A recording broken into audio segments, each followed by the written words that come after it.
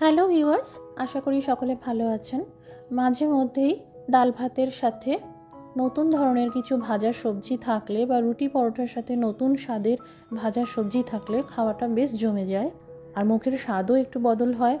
আজকে এমনই একটি সবজির রেসিপি শেয়ার করব যা পেঁয়াজ রসুন ছাড়াই বানানো যাবে, সম্পূর্ণ নিরামিষ, তিল ভিন্ডি বা তিল ঢ্যাঁড়স।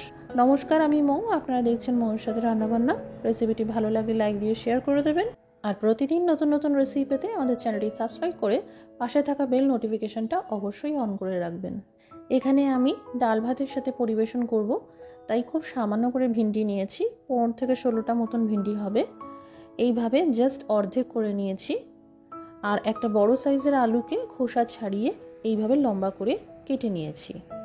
এই রান্নাটা খুবই ঝটপট হয়, দেখলেই বুঝতে পারবেন। কম তেল লাগবে, বেশি তেল দিয়ে করার প্রয়োজন নেই।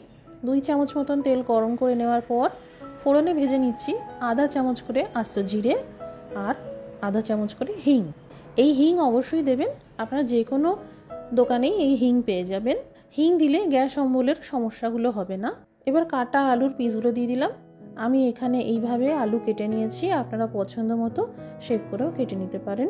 সামান্য করে হলুদ গুঁড়ো দিলে ভালো, এতে কালারটা ভালো আসবে। 2টো কাঁচা লঙ্কা দিয়ে দিলাম। এই কাঁচা লঙ্কা পুরোপুরি অপশনাল, ভালো করে ভেজে নিতে হবে। কিছুটা ভাজার পর দিয়ে দিলাম কাটা ভিন্ডি, দিয়ে দিলাম সামান্য করে কাশ্মীরি লঙ্কার গুঁড়ো আর স্বাদ মতো লবণ। ভালো করে মিশিয়ে নেওয়ার পর একদম কম আঁচ করে ঢাকা চাপা দিয়ে সবজি ভাজার সাথে সাথেই সিদ্ধ করে নেব। রান্নার এই পর্যায়ে যদি মনে হয় সবজি পুড়ে যেতে পারে, তাহলে খুব সামান্য করে জল দিয়ে দেবেন, কোনো সমস্যা হবে না। ততক্ষণে এদিকে একটা মশলা তৈরি করে নিতে হবে। এর জন্য শুকনো প্যানে দিয়ে দিলাম 1 চা চামচ আস্ত জিরে, 1 চা চামচ আস্ত ধনে, 2টো শুকনো আস্ত লঙ্কা, চায়ের কাপের মাপ করে 1/4 কাপ চিনেবাদাম। এই মশলা আপনারা যে কোনো ভাজা সবজিতে, যেমন আলু বেগুন, আলু বিনস, এই ধরনের সবজিতে ব্যবহার করতে পারবেন।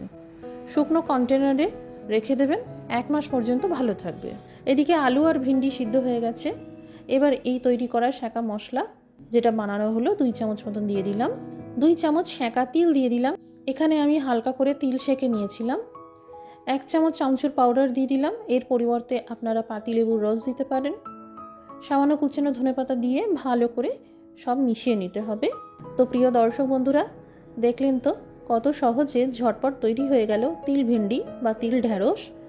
একঘেয়েমি কাটাতে এইভাবে বাজারের নতুন ভিন্ডি দিয়ে সবজিটা অবশ্যই বানিয়ে দেখবেন, খুব সুন্দর খেতে হয়। আর বাড়িতে বানালে আমাদের কমেন্ট করে জানাতে পারেন কেমন তৈরি হলো। আজকের রেসিপিটি দেখার জন্য অসংখ্য ধন্যবাদ। সবাই ভালো থাকুন, সুস্থ থাকুন।